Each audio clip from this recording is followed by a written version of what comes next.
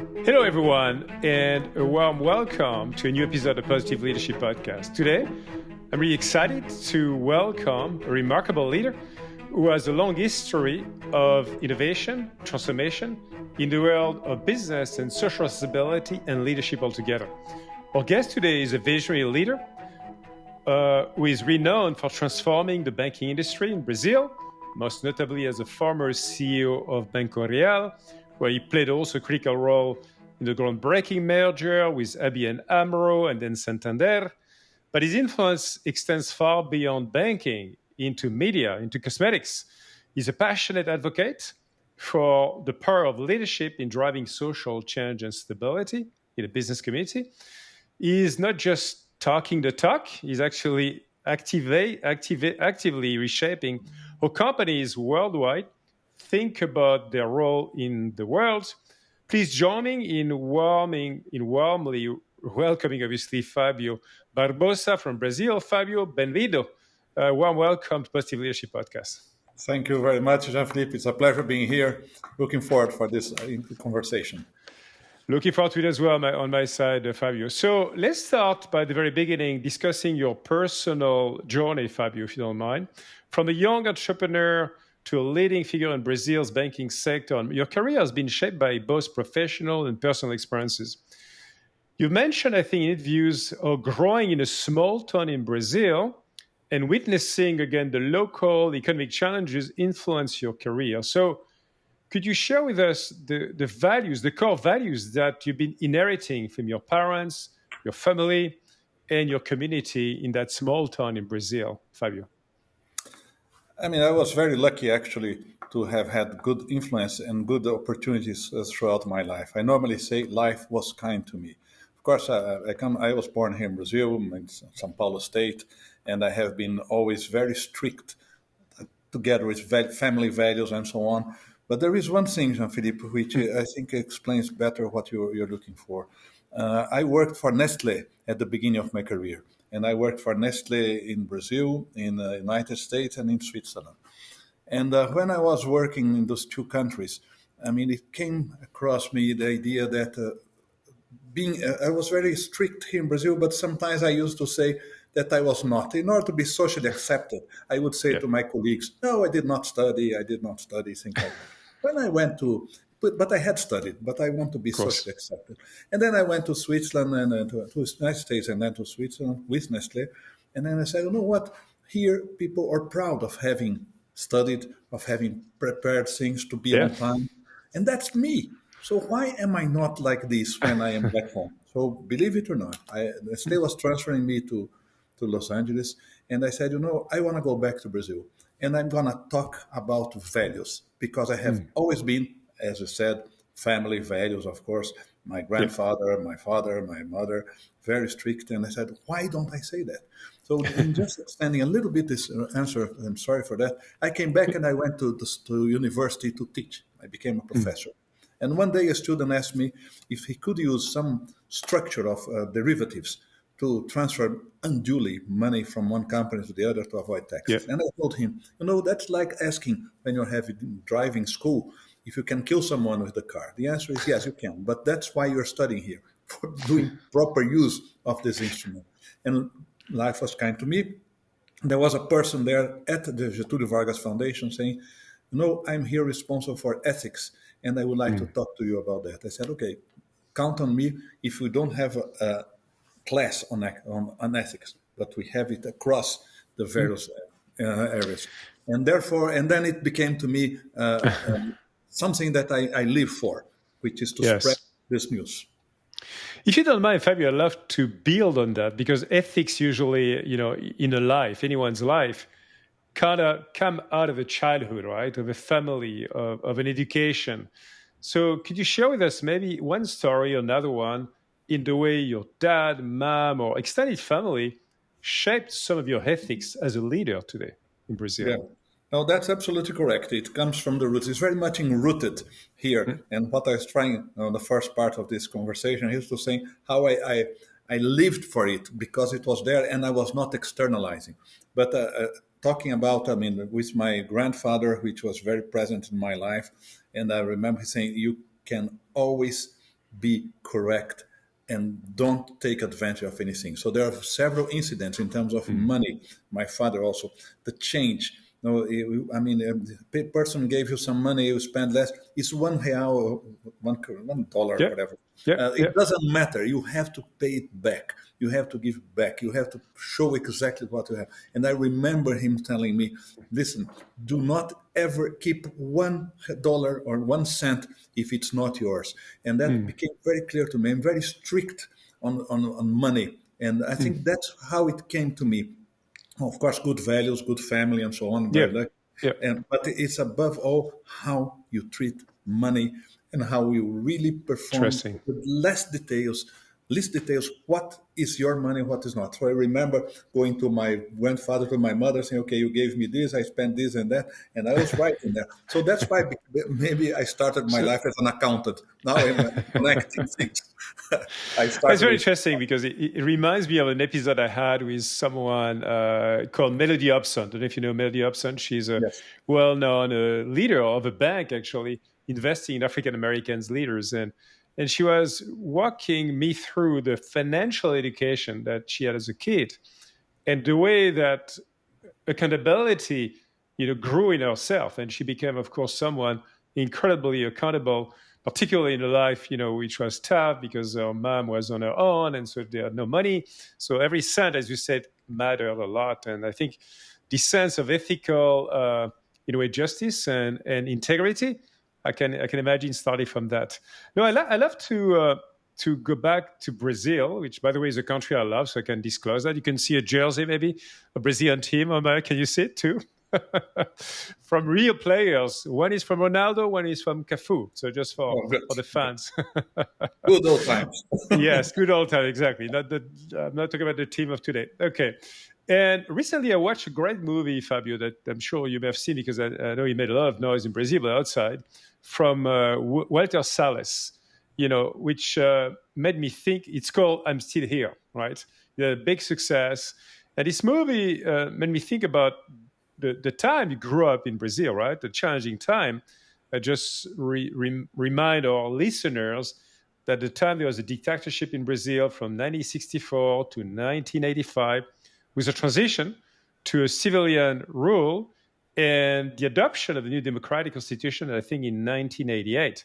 So at the time, I guess you were a teenager yourself, right, Fabio?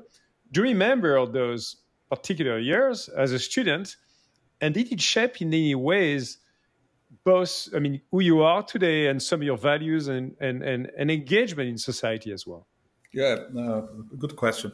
It did. Of course, I was born in '54. I'm 70 years old now.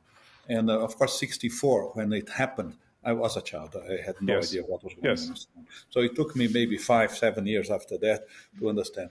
It shaped me as because one thing that I was very, again, coherent. I may say that I'm stubborn as well. Very coherent, I like to say. But I said, is the right of people to express themselves. Mm. That's what was disturbing me. I was at university. I mean, the Yeah. university, we of course had all that conversation. So we were always a little bit scared Yeah. what I was saying, what we're not saying. Of course, I did never get into a prison or anything like that, but I Yeah. went into protests with the idea that, listen, we have the right to say whatever we want. And the university shaped me very well on that because that was also the indication. You can disagree, that's no problem, but we have the right to say whatever we want. And I would have no problem people arguing that we should have more of a strong leadership or less Yes. leadership at the government size, but we have to be able to express. So that was the way I was known. There, Mm. Fabio comes talking about the right to speak, the right Okay. to express their opinion. Which, So which, by the way, is a big topic these days, on social media, right? It's a huge it's topic. again. Who would have said that in the United States, including, which you thought that would never be a problem? But so it did shape me, and I was Yes. very. Then I went to live abroad, and that's when Brazil, let's say the Yes. democracy came back. I was living in Switzerland at that time, but Yes. I was very very happy that we ended that period and we go into democracy with all the problems we have here, all Of the problems course. we have Yeah. in the democracy already for 40 years. Yeah, which was a wonderful movie. And by the way, a wonderful movie if you've not seen it or watching for listeners. It's a beautiful movie. So moving on a little bit on your journey, Fabio, you earned a degree also, I think, Fundação Getúlio Vargas, right? One of Brazil's most prestigious institutions. And then you pursued, as you said, an MBA at the IMD in Switzerland. That's why you mentioned the fact you live in Switzerland and also work for Nestle. Shortly after, you joined the banking sector at Banco Real and eventually became their CEO, of course. Under your leadership, Banco Real underwent a significant transformation, including a major merger all the way to with Santander. And as a leader, you are committed to shaping a corporate culture that emphasizes social responsibility. So I love you to love for our listeners as well to understand when and why you came up again with this leadership philosophy, right? Which at the time was not necessarily, I think, the core belief of the banking system, neither in Brazil nor elsewhere in the world, the US, even in Europe. So when and why did it come to you as something quite existential for the bank? So that's an interesting question. So remember, I mentioned right quickly, I was working in Switzerland and I decided to resign. And I said, I work in finance, so why don't I work in a company where finance is central? Which is Yeah. not the case for Nestle, of course, which is a No. fantastic company. But then I said, why don't I go to the bank? So I went to a bank initially for Citibank for a few years. And then I joined a bank called ABN AMRO Bank, which is still exists there in Holland. And I Yes. said, and I knew, and I was very fortunate because the bank made an important acquisition here at Banco Real. At Citibank, I had a lower position. I was always called the Swiss. There comes the Yes. Swiss. I was there always on time. I was always doing my obligation. But at that time, I was proud of doing that. Different Yes. from university when I was hiding that because I did not want people to know. There I was proud. But I did not have the power. When I went to ABN AMRO and soon became the president there, I said, okay, now remember, ethics is my mainstream. And then I said one sentence which really guides my life, which is, you can succeed doing the right things the right way. And in the world, Brazil as well, but I think in the world, that people believe that if you don't compromise, you cannot get things done. You know how things are, and I am totally against. By the way, I don't know how to compromise. I probably would do it badly. I would be caught or whatever. I Yes. don't know how to. So I want to bring the game to my field. And then I said, okay. Yes. And then I start saying that, and a group of people came to me, and so ethics was my issue. And then I said, okay, what does it mean? I say, let's discuss that. What does it Yes. mean? And we started discussing, for instance, and it was called social responsibility at the time. Yes. At the time, yes. The word Yeah. sustainability did not exist. Social Yes. responsibility. Say, okay, I'm not in the business of giving money away, which says, trying to put in English, in Portuguese it sounds better, but in English more or less, I do not want to write something on the check to erase my consciousness. So I give Yes. some money and I'm Yeah. clean. Okay, no, I'm a nice Yes. guy. I gave here $1 million, whatever, and that's not my. What do we do? Yeah. And then somebody came and they said, "What does it mean?" So we started with a very simple situation. We were financing a company which was unduly cutting woods, south of Brazil, not in the Amazon. Yeah. And then I said, we should not lend them money. No, why not? Because number one, it's not correct, it's illegal. At that Yeah. time, it's not even talking about it's not good for the world, just Yeah. illegal. It was illegal. And I said, forward looking, do you think the guy will be there 5, 10 years from now to pay us back? He'll not be. Look at that. Then a second case showed, and I also cut the credit according to this group of 5 people, which are not my direct reports necessarily, Yeah. but the ones believed on that. And then I cut. And then people came to me and say, you are going to ruin the bank. A bank is going to have a problem. And again, it's the third time I'm going to say that life was kind to me. But Yeah. a guy called me from the Northeast and saying, listen, I have a client here. He has a certified wood company here in the northeast of Brazil. Nordeste. Nobody ever cared about that. He heard that Banco Real is looking into it. He would like to do business with us. And I said, okay, now is my redemption. There is business to be done with people who have share the same values. And then it started. Okay, now I'm in the game. We are going to work with a part of the population which believes that to succeed doing the right things the right way is the way to work. So It's very, very strict.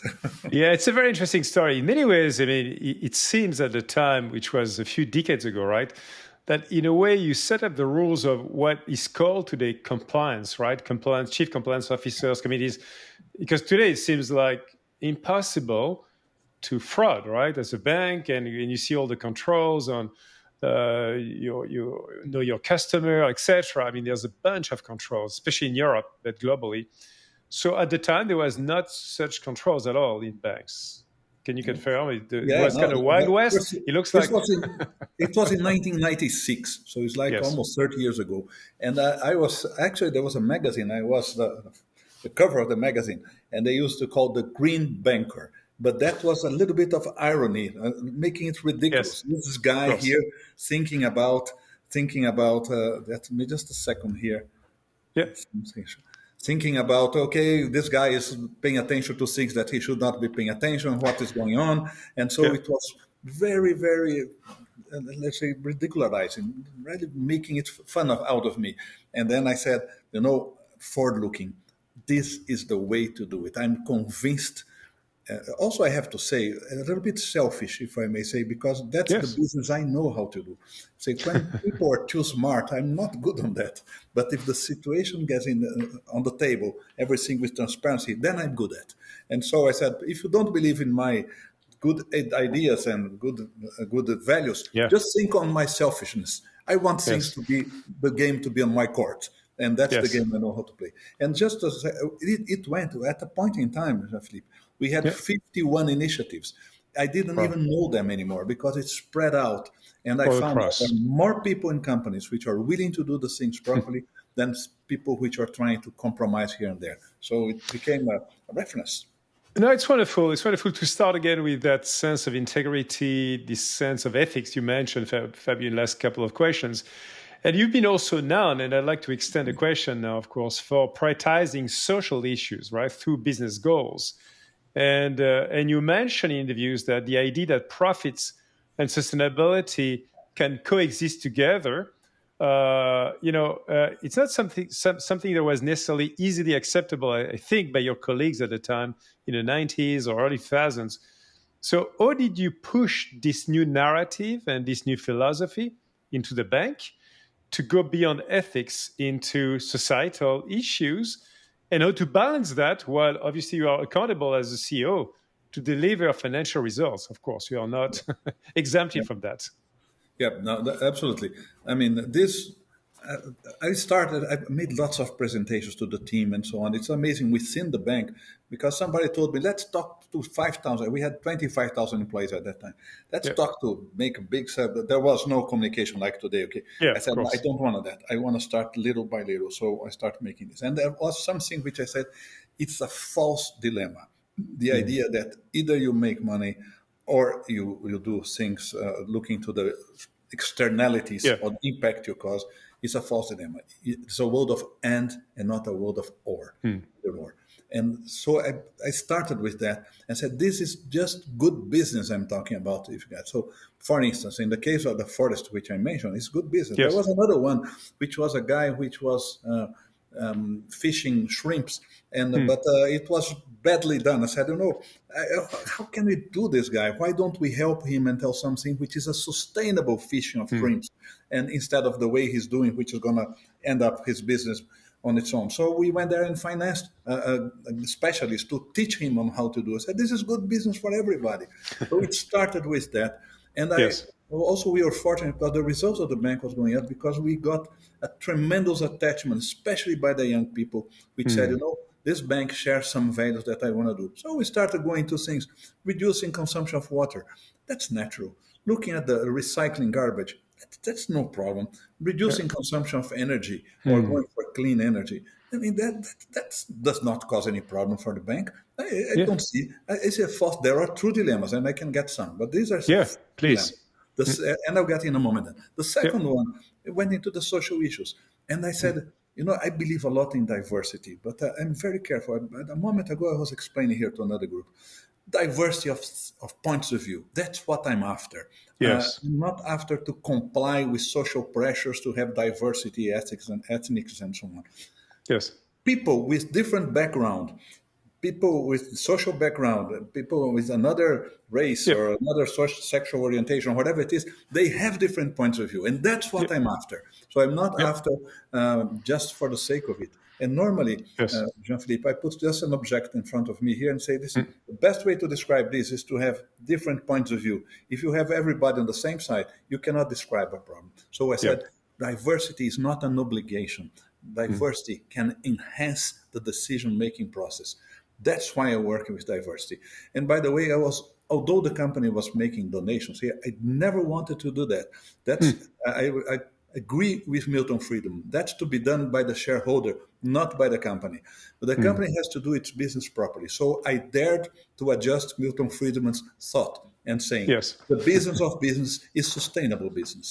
And that Yes. actually is very important because that's what he meant. I'm not in the, as a CEO, I said, I'm not in the business of maximizing the return for the next quarter. I am in the Yes. business of perpetuating the company, of long term. I have to do business this year and pave the way for business next year and the year after. And that's much more difficult than just maximize results. So we have to be forward looking. What is society thinking? And I think we got a good, very, very good connection. But there are false dilemmas, for instance. Yes, please. One interesting one, which by the way did not happen at the bank, but happened at another fund. It's an important fund, and said, okay, United States, by the way. And then they said, we are not going to invest in companies which are in fossil industry, Yeah. fossil. I say it's fossil, say fossil business, and oil, coal, and so on. And Yeah. I raised my hand. I said, I agree.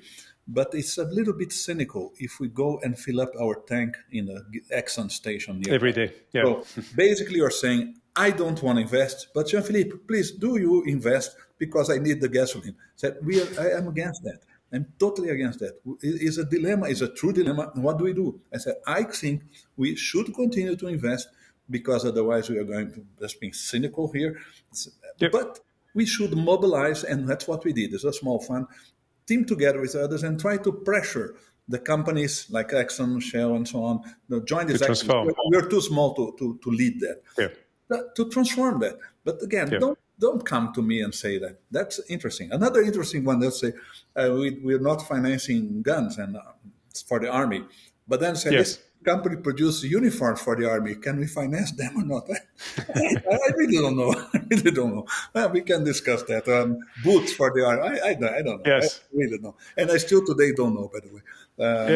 But it's, By the way, it's an interesting topic given how defense is growing, at least here in Europe, as you know, is incredible spending on defense budgets which now. goes into which, in my case here in Brazil, farther from this, the idea of arms was not a big issue, but for you Yeah. guys in Europe, this is a big issue now. Shall we It invest? is. Oh, we don't. Ah, okay. If you don't, be careful. Huh? So yeah, I Yes, think there are two exactly. dilemmas on this. Normally speaking, I think there are more false dilemmas than Yeah. true dilemmas. No, I love it. I think the example you gave were very specific and practical as well. Now, over the past few months, Fabio, there's been obviously a big shift in the world conversations, as you know well, related to environment and diversity. You talked about that. With the US leaving the Paris Agreement and relaxing the regulatory framework for sustainability, we can feel a change coming with financial services companies, right? And their focus on environment.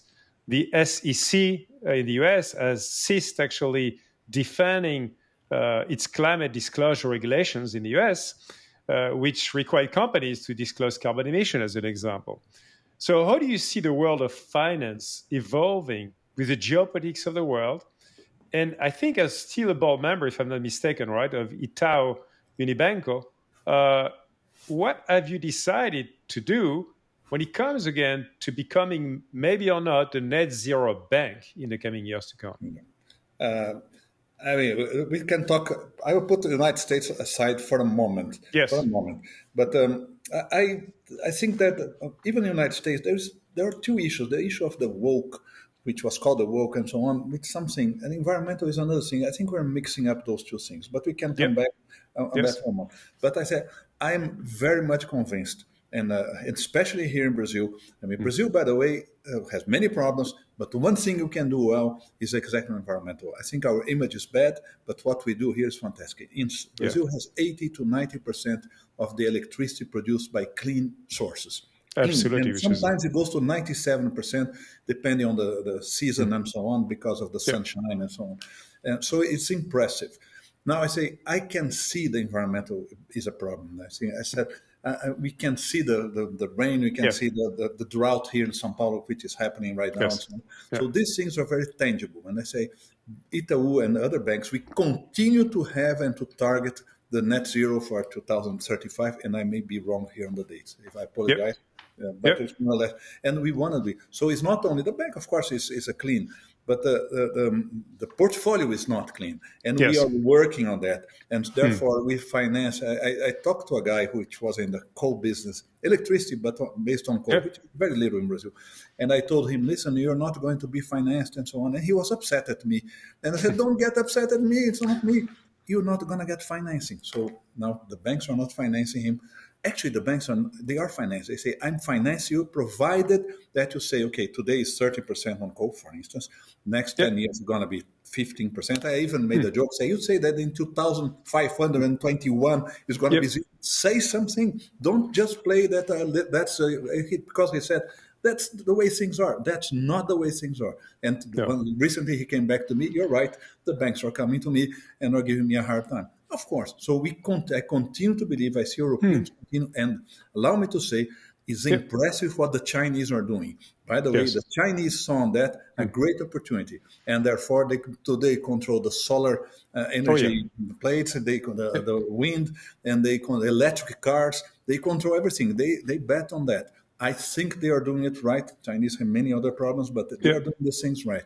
And then, therefore, we continue. Here I am at Natura. You can see some products here. Yeah, we'll talk about Natura in a few Yeah, minutes. yeah. But so we Yeah, continue to believe at the bank yes, that that's the yeah, right thing to do. And we believe, say that there is a risk. Today, I put the environmental at the bank in Itaú, where I am the board, on two fronts, opportunity and yeah, risk. So there are yes, lots of business opportunities, but there is risk as well. Be careful in what we're doing with yes. agriculture and so on, because there may be problems there. So no, we Yeah. continue very strong to believe on that firmly.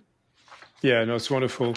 I think it's great to hear your confidence in staying the course on environment stability in the banking system in Brazil. And I hope as well in Europe, despite the power of the US financial system putting a lot of pressure on the rest of the world, by the way. Yeah, I'd love to talk about a reference to another episode I had, Fabio, with Sir Ronald Cohen. You may know Sir Ronald Cohen Yeah. is, a very, very great thinker who's been working many years back, introducing the social impact bond in 2010 in the UK, where it basically defined a financial mechanism by which you can actually reward a societal purpose. In this case, was a jail, actually positive return to society of people in prison by measuring the social outcome and rewarding investors in doing that. So that's been a big movement, just keeps going on, at least in some parts of the world, in a big way. So I'd love to hear your point of view on, do you believe that such financial instruments and others, not just social bonds, obviously, are good instruments to reward environmental, social outcomes? Again, given the current geopolitical environment, which is not going to make it easy necessarily to finance or refinance many projects of this sort. You know, I'm not very much in favor of subsidies, although I understand for a while they may work.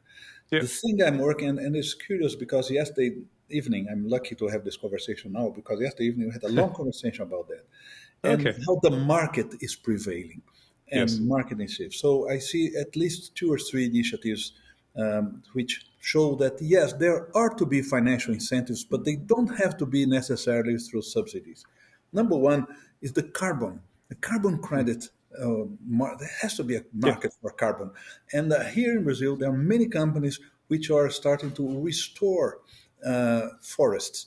And Yes. by the way, big areas. By the way, Brazil is one of the few countries with an area big enough to do that. But there are 1,000,000 hectares. I think the guy in the governor of Pará is doing 10 million hectares and putting millions of trees and Yes. so on. And Yes. the companies and like a Microsoft of this Yeah. world, they are Yeah. buying it. So Yes. there is an incentive for you to do that. Yes. Financially speaking, for you to protect the forest is something Yeah. is more controversial. But for you to start planting trees and restoring that, and there is a business behind it. Another one which is very interesting is on beef meat. Mm. It's amazing to see how much Brazil evolved. Although again, the image did not follow that. Yeah. Most Brazilian, by 99% of the cattle is now being tracked. You can know where Mm. it came from, and Mm. those cannot come from devastated forest. Why is Yes. that? Is it because they are nice guys? No, it's because they cannot export and sell to many Mm. companies, many countries, or even to Yeah. McDonald's and Burger King Yeah. if they do Asking not for that. prove that they did not come. So it's just Yes. business. And they say, okay, it's good business if we track and we know where it came from and we don't go into recently deforested areas. So that again is business. The third one is Yep. clean energy, solar energy. In fact, Yep. this in this country here, I'm not sure it works in the North Pole, but here the Mm. sun is so much. And solar energy is today 15 to 20% of the generation. It was 2% a few years I ago. know. So it's good business, and I believe that the financial compensation Yep. get is much more from business than from subsidies. No, very interesting to hear you, story by story, emphasizing the fact that you believe a lot in natural forces of capitalism and the markets at the end of the day Yeah. to make a decision which makes sense for society and the consumers. But I'd like to keep going, Fabio, and talk about the media world, because you've been also involved in media, from banking to media. I think it was in 2011 where you made that bold transition to become the CEO of Grupo Abril, one of Brazil's, again, largest and most influential media conglomerates. Abril, known for its diverse publications for listeners, TV ventures, educational content, was facing an urgent need to digitally transform at the time with a new business model. And I think I'd like you to actually take us through that transformation and really understand the way you transform not just the business economics, but again, the way you change the mindset, you change also the compass of the company to get to a different media ecosystem. Yeah. Let me go back to the question you made a moment ago Yeah. on how the regime, the dictatorial Yes. regime in Brazil influenced. I went to a media, especially because there was a very influential magazine at that time called Veja, which was probably the Mm. most influential publication in Brazil.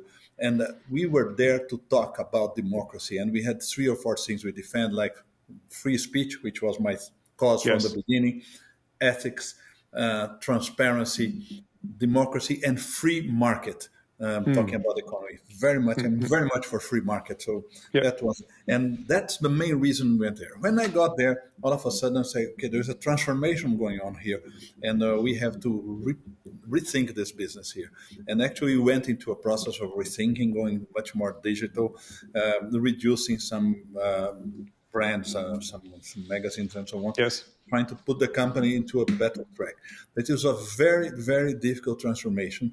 And Mm. in that at that time, the owner of the company, he passed away also. So the Mm. efforts in order to make the change were not did not continue, did not last. So the company ended Yes. up being split in 2 or 3 parts. Mm. But the beginning was, listen, we are in the business of information and we are not in the business of printing, so let's go for the digital and so on. It's a very, very difficult mindset to change, especially because the company was very successful. And one lesson that comes and to all of us is, Yes. I mean, I say people don't want to make the change when things are okay. It's very difficult, especially older people, which go into that comfort zone and don't know why to change. Unfortunately, Mm. I'm old, but I'm always willing to change. So that makes me younger in that Mm. point of view. But anyway, the transformation came with what is our business? Our Yes. business is that it can be anywhere. And the company, by the way, is back after having a difficult time. But I would say that the passing away of the owner of the company has Yeah. not allowed time to materialize the change. But if you reflect, just a last follow-up question on this particular topic, if you reflect on your own leadership drive at the time, right, to help transform the company in the first step, at least, how would you describe the leadership in terms of the traits of your leadership and the way you reshape the mindset, I guess, of many of your people, of your teams, to You know, rethink about the future of Grupo Abril. yeah, yeah. You know, as a I'll not say style because style looks like it's something Yeah, outside yourself.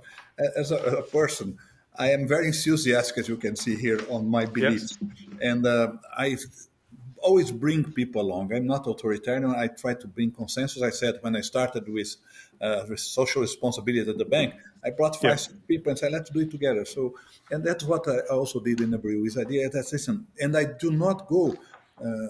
Jean-Philippe, I do not go for the hierarchy. Who are my yes, direct reports? Who are the guys which believe on what I believe? So let's start with them. It's easier than to convince. So we were coming to the people and saying, listen, if these guys believe, they little by little spread the word. And yeah, then little by little went, of course, the external pressure helping as well. yes, But the always. internal thing, so I say, it's not a matter of what's the percentage of people which are involved on that. It's what the percentage of each individual is on that. And I want an Yes, individual to be 100% or 90% yeah, into this new direction, and then they can bring the others. So um, I would say that building a vision is what I did everywhere, wherever I am. It's building a vision together, and that's what we did at Abril. So is and they believe. Number one is I'm very authentic and very coherent, yeah, so that helps. And of course, yes, the idea of involving more people and getting people to have the sense not of belonging only, but of building together. That's what allowed to go into change that people normally don't want to make. I normally say that people don't want to move. Transportation companies like to move things, but people don't. People no. prefer to stay on their status quo. Yeah, actually, on this particular theme, Fabio, there's a quote I love. I use all the time to talk about the big transformations that we made at Microsoft and that many big companies have done as well. Tolstoy said, everyone wants to transform the world, but no one wants to transform himself. I think that's a good summary That's of it. how hard it is to change, right? A company or a movement. Now, I'd like to shift gears from banking to media and now going to the cosmetics industry. So, very different universe. And your journey weaves obviously through the powerful forces that shape our world. And I like to ask again the way you've been intentionally or not moving after banking and media into cosmetics. Was it a deliberate choice or was it just serendipity, right? Just by luck that you landed with Natura and No, that it's, business? it's by chance as well. But there is something in the Yeah. connection. Back in 1998, 1999, I got to meet Guilherme Leal, who is one of the founders here of Natura. And Yeah. we have been we thought, although we had never met before, we were Yeah. thinking the same things. It The was same. amazing. He came Yeah. once to make a speech at the bank. I was panicking. I said, this guy, which I never saw, he's coming to the bank. I'm saying so many things. He's going to destroy everything here. Oh my God. And then he spoke. After that, people told me, did you guys agree? And before this was a rehearsal because he said exactly the things I believed on. So we Yeah. became good friends from there. So when I left Abril and the media said, I don't want to be an executive anymore. I want to be in boards and so on. So he invited me to be the board of Natura, as I Yeah. am at the board of Itaú, Ambev, and other companies. I Yes. was on the board. But then the company, 4 or 5 years later, faced some financial difficulties. Remember that deep down, my background, are twofold: it's finance and people, which Yes. I like. And I said, listen, the company is in financial difficulties. And then he said, could you Yeah. help us? So I said, Yes. I can help from the financial restriction. So the company, which was, let's say, on the verge of a very difficult financial situation, I mean, we got the company back into a very well-grounded financial situation. We have other issues Yes. and so on, but the company is safe. So it was by chance, but it was on alignment of values. That's why Yes. I would not, Jean-Philippe, I would not take any other job if it were not Natura, because Natura is to me one of the companies. It's not the only one, please, not the only one, but it can Yes. be a reference on being successful, doing the right things the right way. So Yeah. Natura is a reference, and I try to be a reference myself. There are many other references, Guilherme Leal and many, Yeah. many others, and all the founders, and there are many other companies as well. But Yeah. I would not go. To me, Natura has to be successful because it proves my point that it can Yes. be done. Yeah. So let's dig into the story of Natura, which I think is very exciting. And I got to meet with some natural leaders a few years back when I was working at Microsoft, and I've been always enjoying a lot that connection, by the way, in terms of the mission of the company, what you did. For listeners, Natura's mantra is "Bem estar bem," well-being and being well. Forget my beer with my poor Brazilian accent. I'm sorry for that. And here's Natura's statement on the website, right? He says, "We believe in promoting real positive economic, social, and environmental impact. We believe that the world does not need another actually big company. The world needs symbols of change capable of blazing new trails and inspiring others to follow. We believe in the power of cooperation, co-creation, and collaboration for a better way of living and doing business." So was it because of that mantra and of course also the connection with the CEO that you decided to embark on that journey, Fabio? Oh, That you felt that it was a strong call for you to come and help? oh, spot on, absolutely. I mean, I could have written those. I did not have the talent to write it down that way. But I mean, I'm here because I share their values. It's more important than that, and I appreciate this conversation we're having here. The world needs reference of companies which believe in this way, the mantra that you saw there, companies which are looking to the environmental, making good things and making money based on that without any being hypocritical or anything like that. And we do it. Yes. And Yeah. I would not. I said I would not have joined if it were not for that. So I am not an expert in cosmetics, not at all. But Yeah. I believe on those values. So I feel myself as a guardian of the values of this company. Yes. So let's talk about what you did, because I think in June 2022, you first actually made this interesting move where you moved from a position at the board to become actually the global CEO of Natura Co. And by the way, I myself on public boards of companies, I know for a fact it's very different from being an advisor on a board to be asking questions, to be coaching, to be curious, to be supportive, sometimes to push back as well, as opposed to, well, make the big calls and the tough calls, guiding a company's future. So tell us the way you felt about making that move, right? From a board membership to being the CEO of the company, and particularly share with us the context, which I know was a burning platform of Natura, right? After a lot of acquisitions, coming to a new reality and making sense of it. So I will start with a joke and then I'll be serious. One joke is be careful when you are at the board and start making too much comments and questions, Yes, because one day people say, "Why don't you go there and do it?" So do be the job. careful. So it was a little bit like that. But I think Yes, that I saw the financial situation, the company was really deteriorating. yeah, And what I spoke to the founders many times, that this company, if we don't change the course, this is going to be yeah, bad. And a friend of mine told me, the problem Natura, because they think too much about social and environmental yeah, impact. And it was not the case. The case was an acquisition which, for several reasons, was not going well. It's going wrong. So we said, okay, we have to put it back. And then they drafted me. I think that's the right question. yes. I was not willing to do. And they said, these guys, the founders, are seductors. So they were seducing me and said, no, it's only for 6 months. Okay, that 6 months is fine. 1 year is fine. And I have been here for 3 years now. But Yes, the idea was putting in the back. That I yes, could do. And I told them, I know what I could, nothing like being older. Right? I could help you on the financial restructure of the company, which we did. yes, The company had a huge debt to equity, debt to EBITDA, sorry, 7 times EBITDA. yeah, Now it's 1 to 1. So the company is back. We have several other problems, but the company is back into a financial solid situation. So I joined because of that. No, I was not willing. The context was the company was in a fragile financial situation. We had to change the CEO. And given my background on finance, which was the critical situation, it was not marketing, it was not yes. distribution, it was finance. I think my experience was very helpful on that point. Yeah. And maybe if you don't mind summarizing for listeners who don't necessarily understand all the specifics of Natura, because Natura is a very big brand growing globally. And then at some point, you acquired Aesop and you acquired the Body Shop as well. And when you can, as a CEO, you're asked to divest actually those brands, right? to basically come back to a healthy financials ecosystem for the company. So can you tell us more about actually the hard trade-offs you had to make? Because it's pretty hard, right? You acquire companies, you expand a vision of all those brands contributing to the same ideal, and then you have to come back to reality and say, well, actually, we're going to continue, but in a different format. That's exactly.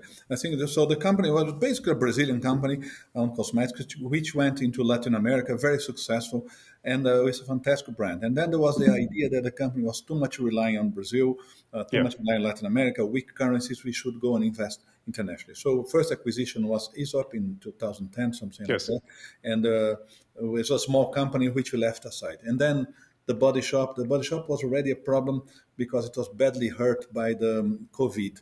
Yes. That was right 2019, 2018, and it was badly hurt in 2020. And then Avon, which had good operations in Latin America, not so good operations outside Latin Yep. America, in Russia and so on, also impacted by COVID, also impacted by Yep. Ukraine. Russia was the third largest market. So many incidents. And then they said, okay, the company, we have one decision, you have to go back to basics. So we sold a good business, which was Aesop. And I said, we sold because we need that cash to bring the situation back. We sold Yes. the Body Shop because we could not turn it around after the COVID, the whole retail market changed. And now we are managing a divestment on Avon. So we are back to basics. So going outside externally with other brands was something Yes. that we say, okay, it's not going to be the successful way. Let's go back, retrench, go where we are strong. We are very strong in Brazil, very Yes. strong in Latin America, and that is, it's like a retreat. Okay, now Back we go to your roots. and then Yes. if back to your roots, and then you maybe expand with the brand Natura later on. Right now, if somebody tells me about acquisition or international expansion, my Not for now.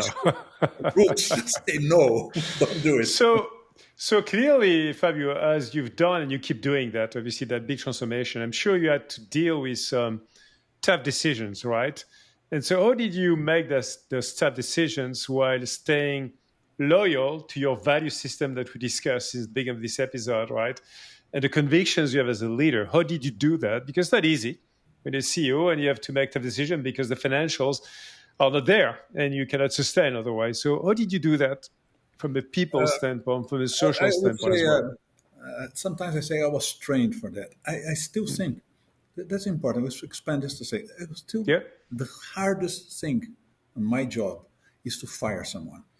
By the way, what a word in English, and fire. Fire the I guy, know. set fire. I hate it. I don't know if there's a better word, but I hate saying fire the guy. How do you say that in Brazilian, by the way? Démission. Démission, yeah, like in French, démission, right? Démission. Okay. It's better. It's actually Fire is different. you set fire on the guy. Yes. Okay. So I am very cautious on that. Number one, it came also to me very clear that if I don't do with 10 people, I'm going to hurt 100 people. So Yeah. one thing I do is say, listen, we have to spare some in order to protect others. Number two, when I do, I say I'm bad in many things, but I'm good in one thing. When I have to have this conversation about letting the person go, I make sure that he leaves with a high self-esteem.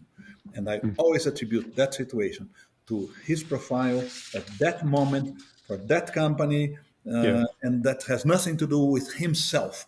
He's a Yes. good professional, but that's not what I need at this point in time. But you're very good. I heard that.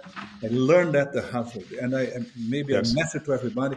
You do not have the right to let people go with low self-esteem because this Yes. person will have to leave. I'm playing God. I'm not playing God. I made wrong decisions. I maybe Yes. let people go that I should not have. So I'm very careful. But I'm very confident that I'm doing that for the success of the total company. So it is difficult, but I do it convinced. And I say to the people all the time, hey, listen, we have to do with respect. But if we Yes. don't do, then instead of hurting one people, we're going to hurt 100 or 10 people, 1,000. Yes. We Yes. have to do that. So I do, but every time and I go back home after I do that, when I have to do it many times, I don't have to do myself because the difficult thing is eye to eye. Yeah. But see, one is to say the number, cut 500, like It's very the different. there Yes. with Mr. Elon Musk now. There are 1,000 people. But when you do eye to eye, and I respect everybody who is doing that, so I always back them, say this is difficult. And by the way, I want to say to them, this is a very difficult conversation. I don't want Yes. people to take it light, because to some Mm. extent, there's another conversation with it. You play God. This guy goes, this guy stays, and his life and Yes. his planet will be Yes. better or worse because of my decision. So I Yeah. think carefully about that before I do. But that's part. And people feel always that, and if they think that it was unfair, I like it. I like people to live believing it was unfair, because that means that they have self-esteem and they believe they can go for a fight. Yes. No, thanks for being sincere on this very, challenging topic, Fabio. And had a few months back, actually, another CEO of a large global company, Florent Mengo from Michelin. And this is a very, very human-centered company as well, who has to deal as well from time to time with people because of, new supply chains, evolution, and so on and so forth. But the way, at least that company and listening to you, is trying to treat its people with dignity, despite the economic challenges, I think matters so much in the future of people. No, I'd like to continue and talk about Natura today, right? So, and please correct me. I think today Natura Co is a global purpose-driven group combining Natura and Avon as well. It connects over 200 million clients through nearly 6 million consultants, salespeople, and representatives, about 900 stores, maybe less today, and a franchise, and 35,000 employees, maybe a bit less, you tell me again. Central to this model is one of the world's largest direct sales force, actually, mostly women, empowering them again economically. And those consultants not only sell products door to door in Brazil and many other countries with Avon as well, but they also educate consumers on sustainability practices like refills, recycling, and more. And this innovative approach drives both social empowerment and environmental responsibility. Now, we are in 2025, at a time where e-commerce is growing pretty fast to the expense of direct sales force, obviously. What is your social compass for your 6 million beauty consultants across the company? In other words, beyond the revenue growth and profit that you need, obviously, to sustain the economics of the company, what's your commitment to social progress, and how do you measure it as a company? That's right. First, let me go back on this door to door. It's not exactly door to door anymore. Okay. It was Okay. 150 years ago. Now Yes. people do it using this here. So they Digitally. connect with Yes, I know. Yeah, WhatsApp. yeah. It's digital. Yes. But it's amazing. But there's lots of personal contact. It's amazing Yes. to me, because I was not in this business, how much the consumers like to test the product. And so sometimes they schedule here, but if they know the product is fine, if they don't know, they go there and test Yep. whether it's Yep. good or not. I mean, this is typical of that kind of product. And it continues to be very important. That's one of the, by the way, when Avon started that 150 years ago, Yes. it was a tremendous change in the world, giving women the possibility of having some income, right? And here we Yep. do with this close to, we are today closer to 25, 30,000 employees and close to 4 million consultants. Yes. But the point here is that we measure that in several ways. Number one, we look at there is a measures on the Human Development Index. Index. Yeah. Human development, and we measure that when they join us, what is their Human Development Index, and then how it goes up. It grows. Most of them, they have an additional income, so all the measurements that we have, it goes back. Yes. Then we also Yeah. work on the education. How much are they getting educated? And of course, our product, for the ones which are not fully aware, they have Yeah. very much this connection with nature. Does the name Yes. Natura, and it gets seeds from the Amazon. It takes very careful with the packaging. The packaging is always Yeah. recyclable and so on. So we look into these things very, very carefully, and we show them, because this is a win-win-win. I mean, it's good for the Yeah. nature, it's good for the consumers, which are looking Yeah. for that, and it's good also for the company, because we do a business out of this. But we do is, it's amazing how much the company is serious about that. I went to see communities, I went to see the plants, I want to see they call scope 1, scope 2, scope 3 on this Yeah. impact because in nature, and everything is okay. So we do educate them in terms of the benefits of the product.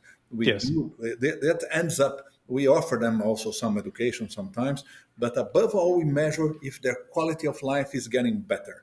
And normally it is getting better for the majority of them Of because them. they get some additional income. And because some additional income, they look at the products and so on. They have to dress, they have to start using this, and we help Yes. them on their finances, be careful. So today, there Yes. is everything is on the iPhone or the smartphone, Yes, actually. of course. So And you are very optimistic about the long-term future, actually, yeah. of this Oh, yes. sales Yes. force, In obviously. some Yeah. societies, it works very Yeah. well. In some others, it does not. But Yeah. the thing that I found the most is the idea of testing the product, which is something that, so for some products, the skin, people want to Yes. taste it. So not in drugstores and so on. It's not necessarily. I mean, Yes. some people want to go to the drugstore, some people do not. Yeah. Let's put it this way: there is a market for that, and it's a good market. Is the entire market? Of course not, but it's a good market for that. Yeah. So let's shift about sustainability because Natura is at the core of an ecosystem as well, Yes. right? In Brazil and globally. And Natura has been carbon neutral since 2007 and is a signatory to Net Zero, a coalition of global corporations and world leaders dedicated to accelerating the world transition to a low carbon economy by 2050. Fabio, with the US putting out of the Paris Agreement, obviously, today, right, and stopping ESG policies, we are witnessing a challenging time for leadership on critical global issues like climate. It's pretty obvious now, but also biodiversity and human development. So, can and should purpose led businesses like Natura step in to fill the void? And how can they do, or can you actually do, without overstepping into the realm of geopolitics?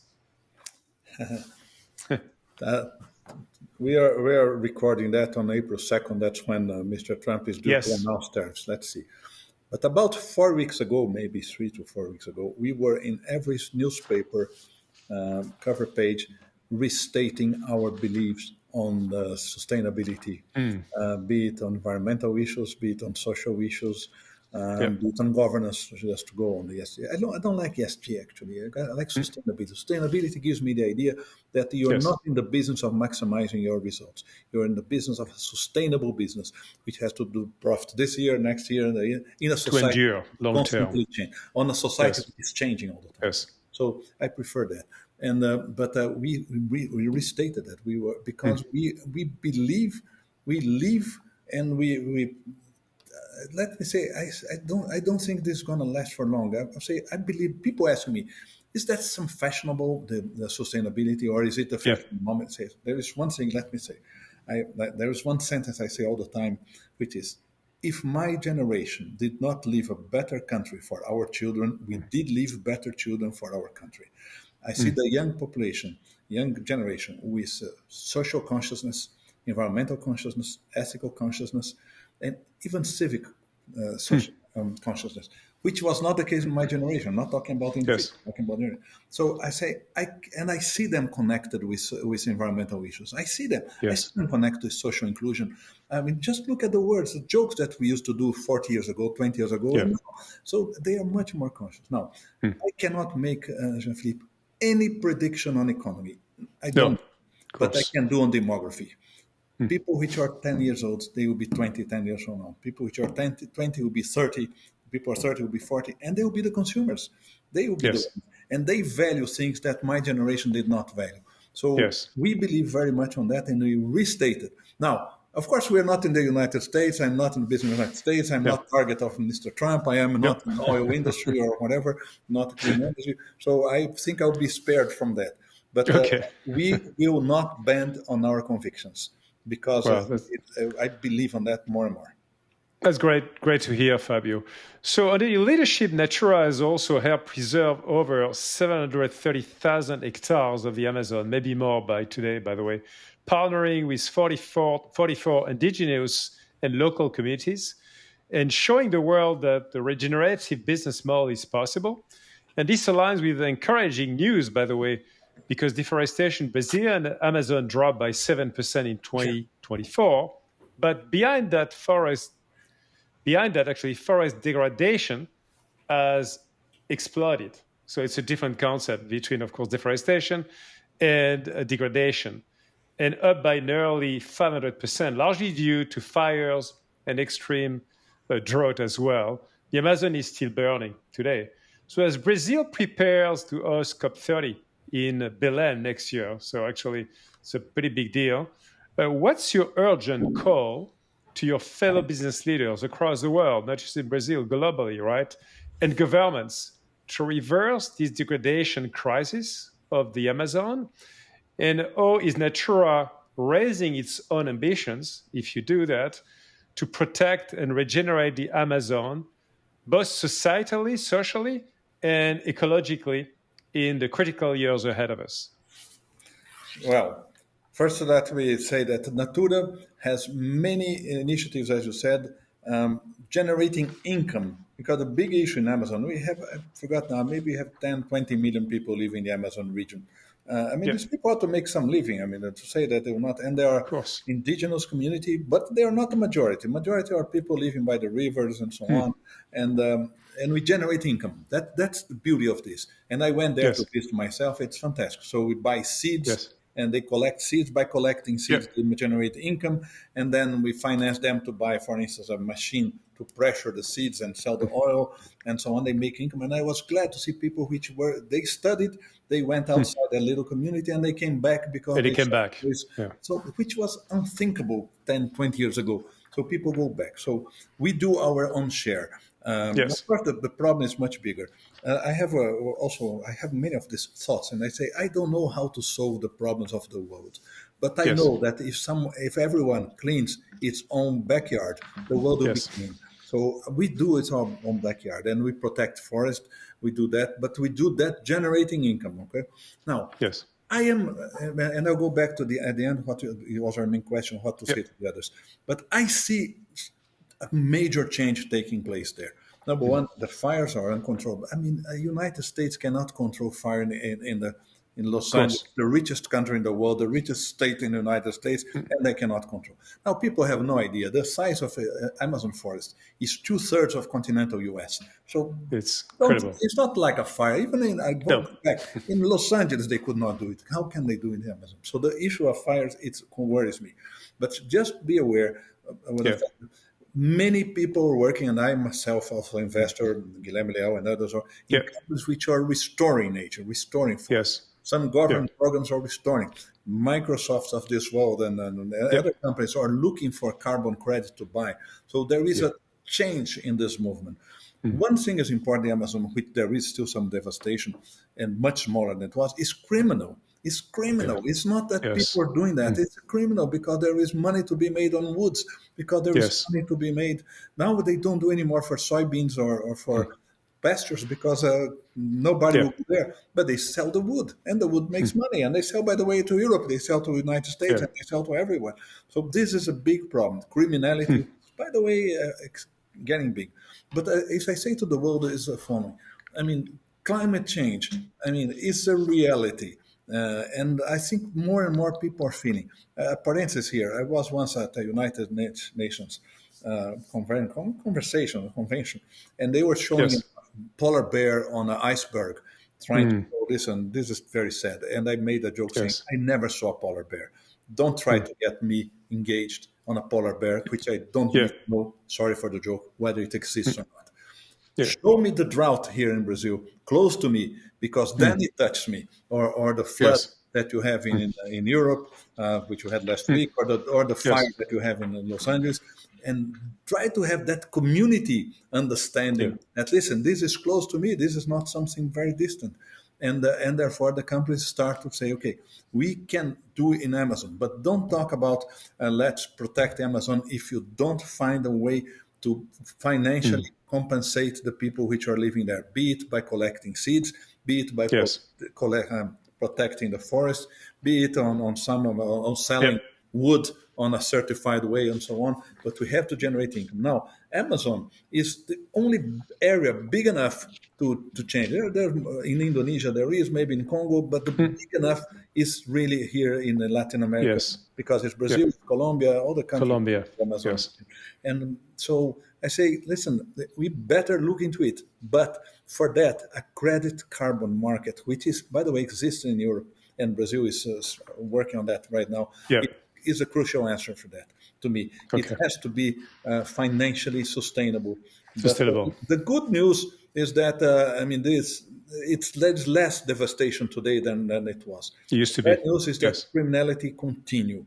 But the Continues. conscious of Yeah. farmers, I don't see anyone anymore, Mhm. farmers saying, "Oh, I'm going to do that because I'm going to have cattle here now, or I'm going to Yeah. have Yeah. soybeans." Not anymore. Yeah. That's gone Not at all. because Well, of the thanks for because consumers are not buying it. So that's the yes, yes. Well, thanks for sharing again your knowledge and your passion for this topic, which obviously is a big one. So another big, I don't know if it's a fire, but a big shift happening, right, with the international government institution, with the UN. The United Nations is facing a very severe financial crisis, as you know, because the US basically cutting their funding of the UN. And this is threatening not just day-to-day operation, but the UN's ability to act on global emergencies, humanitarian, peacekeeping, and the very goals we all claim to support, from climate action to gender equality. So I understand you still have a seat, right, at the UN Foundation. You did have a seat, right, Fabio, seat today. How do you respond to this erosion of trust and funding? And what would it take to reinvent the global commons, as we call it, to basically no longer depend on the political will of a few powerful nations in the world? I know it's a big question. Translate. So far, I was trying to handle your question on the one, but this one, I'm not sure I can do it. Of course, the idea of I remember Kofi Annan telling us, he was at this board as well. He said, Yes. "Remember that the main person at the United Nations is called General Secretary. He is not CEO, he's not president, he's just a general Yes. secretary. Nobody can Yes. command that. By definition, the countries are Yes. independent. So it's a very difficult governance, very, very difficult governance. And that's why they have the security, the 5 members, and so on. They try to Yes. adjust among themselves. It's a very difficult, very, very difficult. So actually, I don't know, but there is something conceptually which worries me as much as what you're saying and goes on, which is the following. We are talking about people making sacrifice personally for the Yes. common good. This is a Yes. dilemma of society for 3 million years. Why shall I make a sacrifice myself Personally. or Yeah. some personally for something which I don't see? So all of us here, including myself, we are talking about that. But I'm gonna. By the way, my car is an electric car, but I could have taken my car. I take Yeah. planes. I eat this and that, and I don't change my. By the way, I Yes. change a lot. But people, let's say people in general, don't change their patterns. Yeah. Don't Yeah. stop doing things because they don't see the connection between my little sacrifice here Yeah. and the And the benefit, which is big so problems of big. the world. So, Yes. I'm not even sure there is a connection, they say. So how can we handle that? So that's same with the countries. And why should the country make a sacrifice if the other is not? So why should the United States not going to make it? I mean, why should Zambia or Uruguay or Paraguay, Brazil make it? And then people start saying, listen, so I'm very concerned about that. I'm very concerned. This is a dilemma for humanity for Yes. thousands of years, millions of years. Why do you do a personal sacrifice? So I'm concerned about that. I'm concerned about the geopolitical situation. Yes. Very, very much, especially now in this Trump era, but also it's not only in Trump. Now you see the things in Hungary or in Italy or in France, Le Pen, or in Brazil and so on.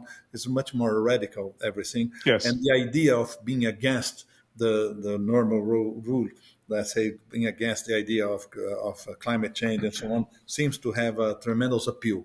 Again, I don't Yes. believe that opinions change facts. Nevertheless, Yes. for the time being, it is impacting. And I think this is to be taken seriously because many people Yes. are backing off, and especially in the United States, because the government is pressuring, the banks are pressuring, the financial market is pressuring, so people are changing behavior. So that's a moment of concern for all of us. No, indeed. I think this is a very particular moment we are living, and I think it would be important to understand from all kind of leadership standpoints across the world who is going to step up to Yeah. to help. So we are entering the very last segment of this podcast, Fabio, which is all about leadership. And I'm the co-founder of an NGO in my home country in France called Live for Good. The Live for Good mission is to unleash the potential of youth from all walks of life through impact entrepreneurships. In other words, we transform the dreams of young people who want to have an impact in society, and we help them starting their impact social startup in the country to resolve an issue. And they are, to me, the new generation of positive leaders who are the entrepreneurs of the common good that you are talking about. So coaching, learning from them has deeply reinforced my awareness, obviously, of the trust gap that exists today between these new generations and governments and businesses and many institutions, actually, like the UN and others. So from your role at the UN Foundation, but also other organizations in Brazil, because you're sitting in many bodies as well in Brazil, and you care about many of those issues, how do we bring, you think, the new generation back to the table, not just as witnesses, participants, but as the co-designers of this new multilateralism that we were just talking about before? As I said, I made a joke a moment ago saying that I cannot make any forecast on economy, but I can do on demography. Uh, to be honest, things are going the right direction, not at the right speed, but in the right direction. I mean, people are concerned, people are talking about that. We have Yes. this podcast here. I mean, think about a podcast like that 10 years ago. Nobody cared Yeah. about this. And today they care. I make seminars here and I talk about sustainability, and it's full of people, especially the young people. I talk to Yes. investors, and I'll get to your point in mind. I talk to investors and the private bank, and I say the young generation. So there three things are changing. The consumer Yes. patterns are changing. The investors are changing their patterns, especially the young ones. They want to know where their money is going to. That's why you have Yes. impact investment. That's why you have Yes. filters on sustainability in every major asset manager. And the third one is talents are asking what is this company doing, what is this all about, why shall I Oh, join? yeah. And so I said this is a pattern which is taking place. So It's a long term. I said, no, the young people, they are coming to the table. I think they have to be is more and more empowered to take the decisions on. Now they have a power, which I tell them all the time, which is the way they consume, the way they invest, and the way they decide which companies they are going to work for. And I have seen here in Brazil, at least, companies changing their Yes. attractiveness by saying things that they would never said in the past because they were not attracting the best talents anymore because it changed. I see investors asking. I was in a fund here and we did Yeah. not have any filters. And I was asking that should have. One day the Yes. investor in the fund said, listen, you don't have any filter. You invest in any company. I don't want. I want you to have filters. I don't want to invest in companies which are in whatever wrongdoing. Yes. So we do. Yes. So I think the demand is there. So to me, and it's very interesting. By the way, entrepreneurs are also doing fantastic jobs Yes. because Yes. also to be fair, to start a business today is much cheaper than it was 30 years ago. You had to have Yes. a place to rent, and then a computer, and then you had Yep. and secretary. Today you don't need the space, you don't need the computer, you don't need anything. So Can I'm do it very anywhere. enthusiastic about young entrepreneurs coming. This is my Yeah. best bet in the world. We are leaving a better generation than we were. Now, they have to take power, as I said, they have to take the decisions, but the world is changing. Look at what I said. People do not buy meat anymore if they don't know where the meat is Yes. coming from. People, I mean, are looking for clean energy all the time. They don't want a plastic which is not recyclable. Of course, this is the rich world and the medium income. Then there is a poor world which is starting to consume. So it's sort Yep. of net. But on the other hand, do we have the right to say to the people which are coming to consume in India or in Africa to say, please do not consume? We don't. So it's a big issue. It's a big issue. But Yes. we are leaders. So We ought to lead this and prevent and continue talking about that and bringing people along. I'm with you 100%, Fabio. And as you said, I mean, it's both being a consumer, or being an investor, or being an employee. But what about the emerging leaders, entrepreneurs? You mentioned briefly entrepreneurs. What would be your coaching advice today for this new generation of young entrepreneurs in Brazil, in Europe, everywhere in the world, right? Who really want to build a new type of business sustainability, all embedded in the same mission, in the same organization. Yeah. What are your top three I would. guidance and principles you want to live with them? I was also the CEO here of Endeavor, which is Yes, entrepreneurs. an NGO support entrepreneurs. And I was trying to remind us three things. I said, number one, which is my thing, make sure you do things right. There is no more on and off in this world, and you are on all the time. And Yes, whatever you do, later on, you're going to pay a high price for that. So don't go for yes, shortcuts. Number one. Number two, make sure that whatever business you're offering, you are adding value to society. I mean, you have to be doing good things. Sometimes I Yes. wonder here on some companies. I say, "What good are you doing to the country? This company does something good for the for the world, the Natura, or as the banks they do. Are you adding value to society in Yes. something? Because if you're adding value to society, you can go longer than that." And number three, I say, make sure you have a team of people which share the same values like you, but they have different talents. So be Yes. strict on values, be flexible on opinions. It's very easy. I remember Bill Clinton said once in a speech, I don't remember anything he said at the speech, but at the end he said something beautiful. He said, how easy it is to team up with people which think like you, and how Yes. inefficient it is. You have to have people which are so. And I see people failing because on the third one, they team up with people which can only see the same thing The as same. they do. Yeah. And then it doesn't work at all, but the same values. Yes. So, okay, but the second one is I think is the most important. Why, which society need are you fulfilling? Now, Yes. is that the information? Is that a ride on a case of Uber, for instance, or the Yep. delivery in case of other companies, or cosmetics, or financing, or Yep. dreams, or traveling, or pleasure, or whatever? But make sure you are. And I saw many companies which said, but actually, what were you doing? And that is not Yes. being done yet, and are going to be cheaper at least. If you're not, just forget it. But look at how many entrepreneurs you have today. I just want to leave this thought also. It's cheaper to be entrepreneur today than it has True. ever been. And this is Yes. very, very important. And with a younger population, which has better values than my generation, not yours, you're younger. Yes. But my Might as well. generation, Might as well. I So think, I love your leadership learning to share, Fabio. Before we end completely, last couple of questions. Can you also share some of your failures and mistakes? We all do mistakes and failures, and you had to deal with some huge challenges along your career. What are the key at the highest level lessons you had from one or two of the failures along the way? I think one thing that has been a lesson at the beginning, two things. One, the failure at the beginning of my career, fortunately, was, I mean, be careful on who you trust. I mean, there are people. I am not the smartest people. I am more consistent than smart. And be careful. Be careful. Don't think that you can outsmart anyone. And make sure you have controls. Make sure you have good Yes. institutionalized things. Be it a small company, be it a big company.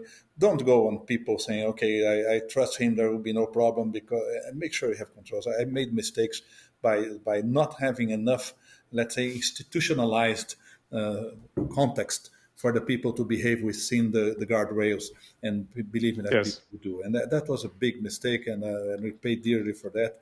And then I learned. That's one thing. The second thing, which I made a mistake, but I was very young. That was very good, which was to let somebody go. I don't like to use the word fire. Let someone go, and not explaining exactly why. And because I wasn't secure, I let the guy go with low self-esteem. That's what I said. Yes. Before. And that hurt me for the rest of my life. I could not explain. The person got very upset, very annoyed, and I said, "What a mistake! What did I do to his life?" So the second thing I'm saying here is, be careful when you handle people. Be very careful. And then I learned, and I always came that people don't have strong or weak points. They have a profile, which is exactly the same thing but totally different. Yes. But it was a major mistake when I said your weak point is not. It's not a weak point. It's a profile, and there is always a place for anyone, Yes. good character, good values, regardless of the profile. But if you start saying your profile, the weak point is not you're not a good salesman, but the guy is in auditing, why does he have to be a good salesperson? He doesn't have to. Yes. So these two things, but I was lucky because it happened when I was 30, 35 years old. And then I learned to institutionalize.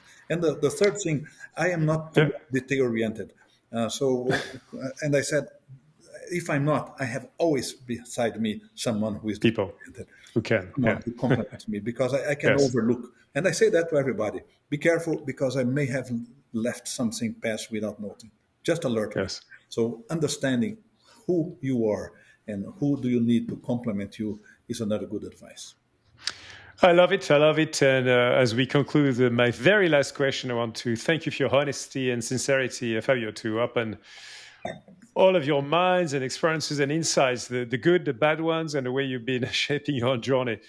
As clearly as we're getting to this end, I want to say that you remind us that leadership goes far beyond profit and beyond just maximizing your own success personally. It's about nurturing a better, more inclusive, more diverse, sustainable world while driving also healthy economics, at least when you're in a business or a community. So I love to end with a question I'd love to ask my guests, which is all about positive leadership. My podcast, Fabio, is all about this school of leadership, which combines positive psychology, neuroscience, mindfulness, and more, which is all about the way people, number one, get to know themselves, have some sense of self-esteem and self-confidence, are able as well to build their positive energy in themselves and then propagate that, co-build with others, grow others to have positive impact in the world. That's a summary of the philosophy. What is your own definition of being a positive leader today in 2025, Fabio? What would you say? I'd say two things. The second one will be more long. I wrote an article long ago, and with irony, I said, I'm frustrated as an executive because throughout my life, I tried to hire professionals and I could never do it. A person always came along. This is about people. This is not about professionals. We don't have professionals. We have people. I was already head of an orchestra, head of strange things in this world, and we don't have musicians. You don't have accountants. You have people, and you better understand exactly what kind of motivation does he have, what kind of values does he have, does she have. It's very, very important. It's not about, again, just have a band of professionals. This is not. It's about people. That's my number one. And therefore, my whole attitude is guided by this vision that this is about people, not about professionals. That's number one. Yes. Number two, in my style, my belief is that we are no longer in the world of command and control. Command and control is because you had centralized information and you could guide people because you had more information than the others had. This doesn't work anymore. People want to participate, they want to be heard, they want to have opinion, and so on. So if you are too authoritarian, the people which you will have in your team is not the people that you would like to have. You would like to have in your team people which have opinions, which want to be heard, and therefore engage them. Make sure that they feel that they are participating in the decision. Make sure that they understand why they are doing it. And by doing that, you have really a teamwork and you can lead. It doesn't mean that you have, I use the word transparency, yes, democracy, no. You don't have sort of voting here, but you lead the people by praising what their contribution to the project is. Command and control is gone. Yes. What a better conclusion to have, Fabio. I could almost have said the same words I did actually a few years back. It's all about the people. I love it. It's also all about this balancing act that you can actually drive as a leader between a sustainable business that drives actually positive in society in a way that you design, that you lead with others. I love the fact that you are calling for free speech, also free markets and free democracy, which I think our world needs more of everywhere in the world, a lot more. And so thank you so much for this very inspiring conversation, Fabio. I want to thank our listeners as well for listening and tuning to this episode. Please, again, if you love it, which I hope will be the case, because it was a wonderful episode with Fabio, leave a rating on the podcast, and your comments and your feedback was welcome. And stay tuned for the next episode. So again, Fabio, thank you so much for a wonderful discussion conversation. I look forward to stay in touch with you in Brazil or somewhere in the world. Thank you so much. My pleasure, my honor. Thank you.